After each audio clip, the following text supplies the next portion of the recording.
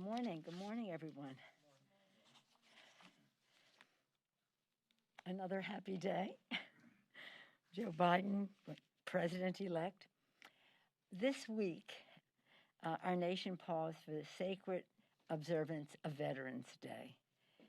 Every day we honor our veterans, but one day specially set aside, just as the military leaves no soldier on the field in battle.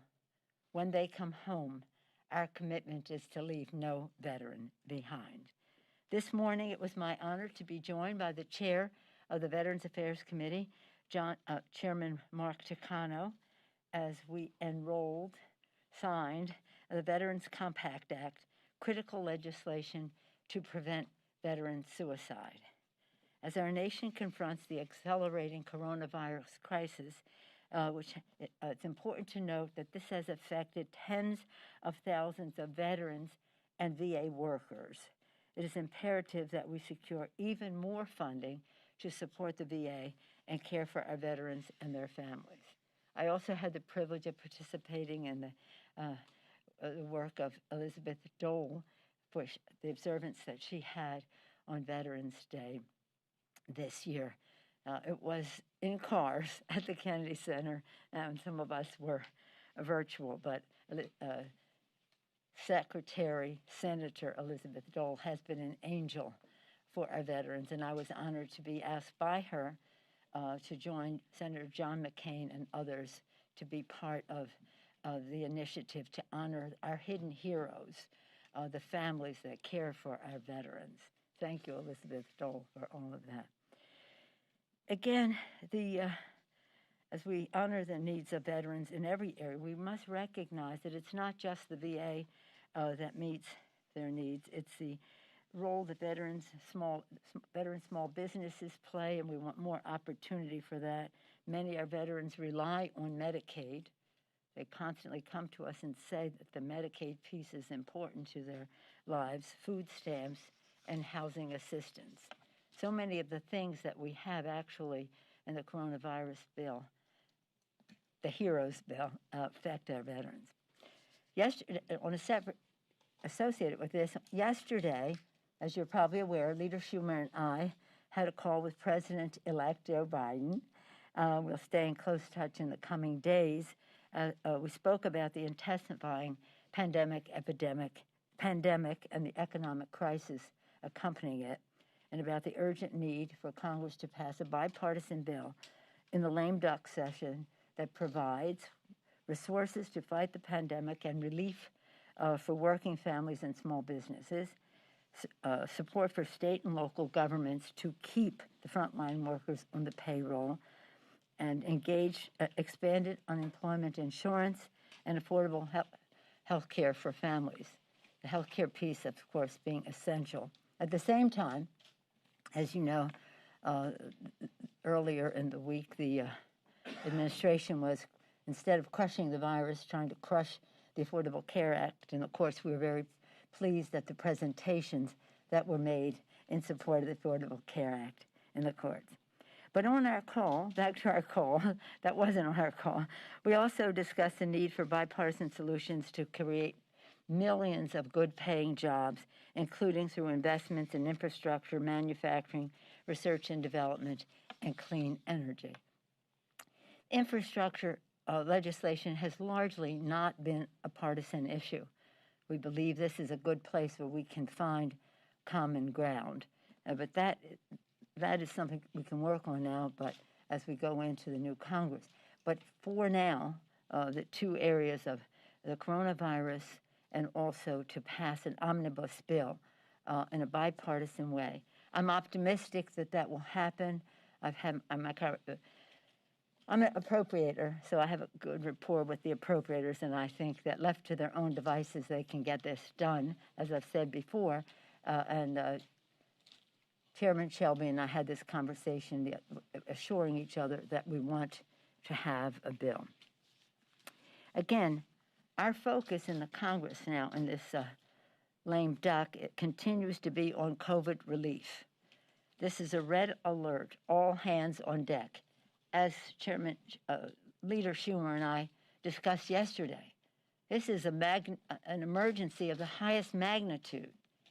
And yet, our Republican colleagues want to focus elsewhere instead of recognizing as the health emergency, which science has given us a path to crush. Just let's, again, we had worse numbers than even yesterday. The numbers speak very eloquently. 160,000 infections were reported, a horrifying number, following more than a week of over 100,000 infections a day. These levels are 2 times higher than the summer peak. More than 67,000 Americans are hospitalized with COVID, a new record threatening overwhelming our hospitals in our rural areas too. Over 10 million people have been infected, over 10 million people. 240,000 Americans have died because of this pandemic. According to a news report this morning, which I'm sure you have all seen, it was reported that more than 130 Secret Service agents are infected or quarantining in the wake of Trump's reckless campaign schedule. 130 Secret Service agents. Meanwhile, on the economic front, over 20 million Americans are on unemployment. America has 1 million fewer teachers and education jobs compared to a year ago, and that has an impact on our children's education. 8 million people have fallen into poverty. 17 million children are food insecure. There's no time to waste. We must save lives and livelihoods. And yet, Republicans in Congress continue their tactics of delay, distort, and deny, which has led to deaths. Now they're trying to distract and divide the country as they refuse to accept the election results. The election is over. Joe Biden is the president-elect, elected with a mandate of over 78 million votes. But don't take it from me. The Elections Infrastructure Government Coordinating Council and the Election Infrastructure Sector Coordinating Executive Committees said in their joint statement, this November 3rd election was the most secure in American history. There is no evidence that any voting system deleted or lost votes, changed votes, or was in any way compromised. It went on to say, while we know there are many unfounded claims and opportunities for misinformation and the process of our elections, we can assure you that we have the utmost confidence in the security and integrity of our elections, and you should too. The Republicans, shamefully, pretending otherwise, are doing serious damage to our American democracy here and as viewed throughout the world, and making it even harder to address the massive health and economic crises facing America right now. The longer the Republicans keep up the charade, the further out of control the COVID crisis will spiral and more in danger Americans will be. I urge our Republicans to accept the facts, acknowledge the crisis, and immediately come to the table to work on COVID relief. Again, this takes place at a time where there's a vaccine on the horizon, giving people hope. But that should also give them encouragement to listen to science on the way to the vaccine. Testing, tracing, treatment, mask wearing, isolation, separation, sanitation, all of those things. Because the sooner we do that, and the sooner we have a vaccine, the sooner we crush the virus. I hope it would be an incentive for people to follow science all the way to the vaccine. And in that score, in our COVID bill, we do have sufficient fund, a great deal of funding for the vaccine. the development, as I said yesterday, should be taken up under the defense bill. I just don't know why the president is not doing that. And then also, we want to make sure that when the vaccine occurs, there will be sufficient funding and sufficient vaccine to reach everyone in our country, as well as in the world, because as we all know, unless we're all secure, none of us is. Any questions? Yes, ma'am. Speaker Pelosi, a record number of women, Republican women, have been elected to the Congress this year. Republicans are saying it's the year of the Republican women. Is it? Well, I'm excited that we have more women in Congress. That doesn't mean we have shared views, but hopefully we can find common ground on some issues that related to domestic violence was how the Women's Caucus in a bipartisan way came together in the beginning. Issues that relate to teen pregnancy have been a bipartisan focus over time, reducing that. So let's see. Let's be optimistic and let us see. But I congratulate and welcome each and every one of them. Of course, we have 90. We have, I think, 9 or 10 new women coming in to our caucus this time. We're sadly leaving Anita Lowy, Susan Davis, a few of the women in the Congress. So, but we're happy to have all these new members, and they're beautifully diverse. So, yeah, Chad? Thank you. Good morning. So, obviously, you're going to have a narrow majority here. You always talk about know your power. Know your. What is your power right now? Oh, know your power. Yeah. With a what is know your power? What is your power right now with a smaller majority, pressures inside the caucus, and your route to the speakership when you lost votes last time? Well, let me just say on that score, and we are still very much involved in these races. We have a number that are just haven't been counted. When we were impatiently waiting for the count on the presidential, it seemed like an eternity, and now it's another week later. So we're still involved in that. But listen, we had a very deep victory 2 years ago. I don't think that people are quite understanding. Of the 40 seats that we won, 31 were in Trump districts. He wasn't on the ballot. And right away, we said he's going to be on the ballot. That's a steeper climb in these districts. And with the actions that were taken, we saved most of those seats. So we're very proud of that. We now have a president of our party in the White House, Joe Biden. We have a majority in the House, albeit smaller, but nonetheless a majority, 132 gavels, chairs of committees, subcommittees, and the rest, the beautiful diversity of our caucus, and we see it as a tremendous opportunity as we go forward because we have to address the fact is that President Trump, to his credit, turned out a big vote. And in some of these districts, which were, people wondered how we won them before. They were so Trumpian. And now with him on the ballot, bringing a bigger vote. But we're getting ready already for the next time. A number of our candidates have already said they're going to run again.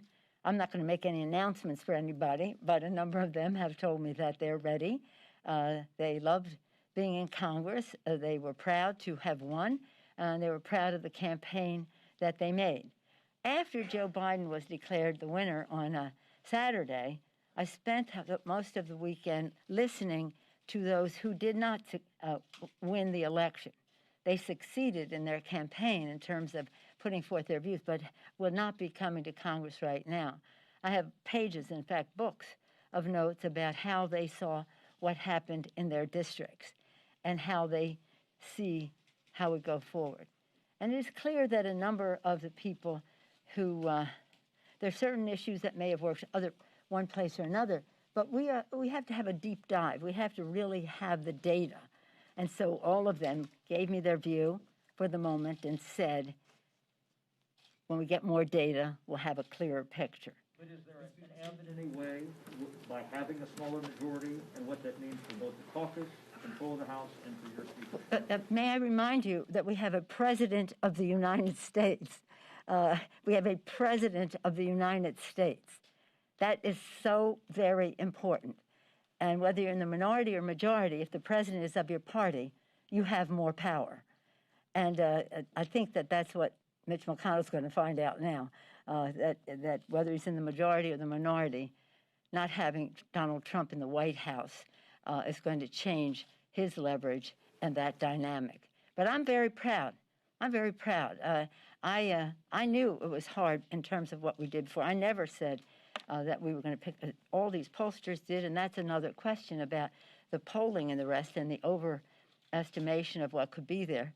But the fact is, President Trump got out his vote, and in those districts, some of them, he made a difference. And every majority is fragile.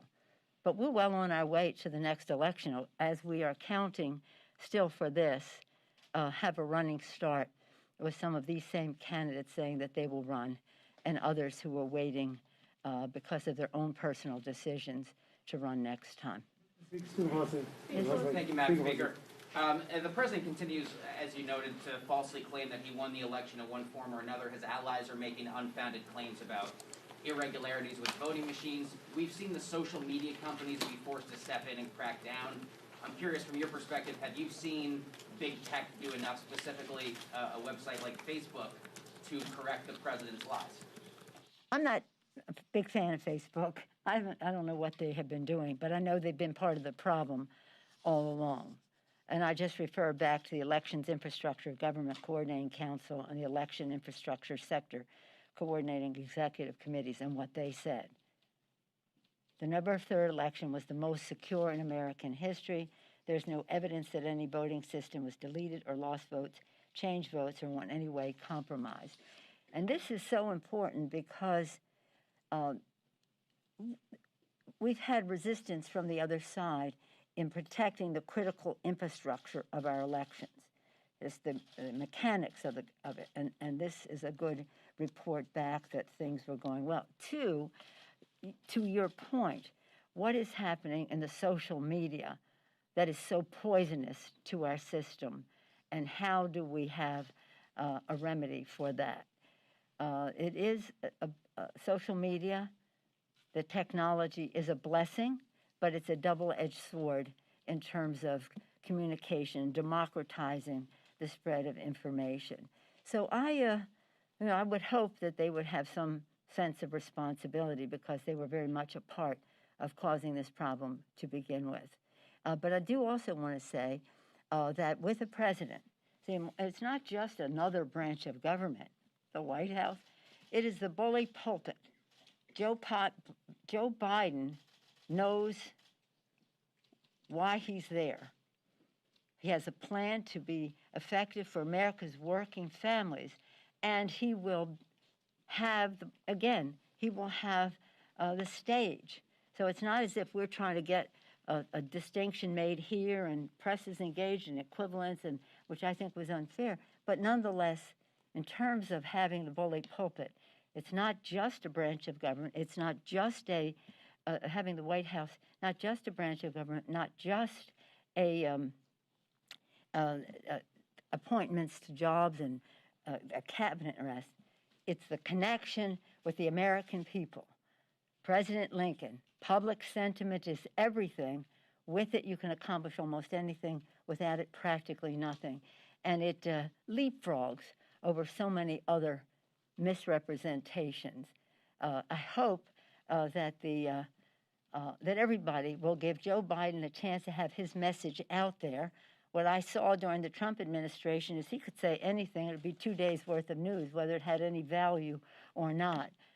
Let's hope that everyone will give Joe Biden the chance. He is the president, 78 million votes and still counting, a mandate in our country. So my confidence and my hope springs from the public. The American people are so good. They're very clear about meeting their needs. And one of the messages for us in all of this is the clarity that behooves us to say some of the fears that they have, automation, globalization, diversity, climate issues, and the rest. We want them to know that what we're talking about is we're all going down this path together. This is not a zero-sum game. If one person wins, another person loses. No. And there is a place in the future for every person in our country, and how we use the automation, the globalization, and those issues in a way to give them that assurance and those jobs. I said yesterday, it's a four-letter word. I say it all the time, a four-letter word. Jobs, jobs, jobs, jobs, which contribute not only to the economic health of families, but the health and well-being of America's families. Yes, sir. Madam Speaker, how does the smaller majority, how does that affect your legislative approach? Are you going to have to compromise more? Are there bills that you're not going to be able to put on the floor?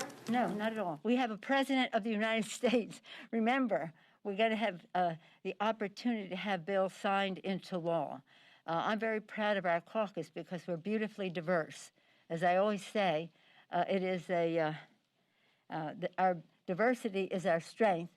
Our unity is our power, and our unity springs from our commitment to America's working families, and that is what we'll be talking about. As I mentioned, putting together a jobs bill that involves building the infrastructure of America in a resilient and green way, doing so in a bipartisan way, doing so that everybody in our country benefits, both with jobs, with workforce development, and with services, schools, et cetera, housing in their areas. So it won't have that much effect at all, no. Excuse me, dear. That's going to require some buy-in from Republicans in the Senate, especially if they keep the majority. So how do you shift your approach on coronavirus? Yeah, I think you're making a more of a, as I said, we had a very big win in the last election. It is smaller now, but it is not, we still have the power of the majority.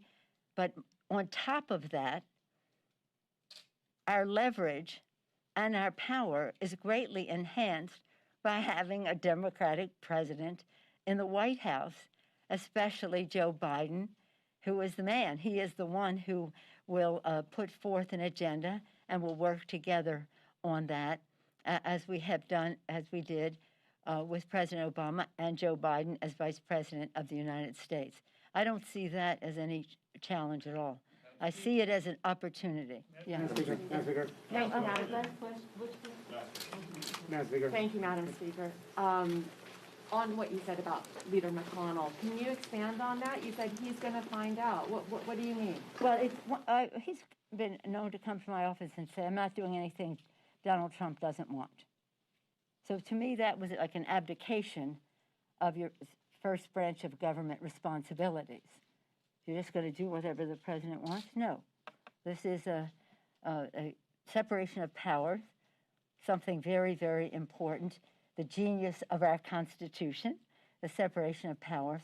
And if we're just saying whatever the president wants and we're not having the input or the, shall we say,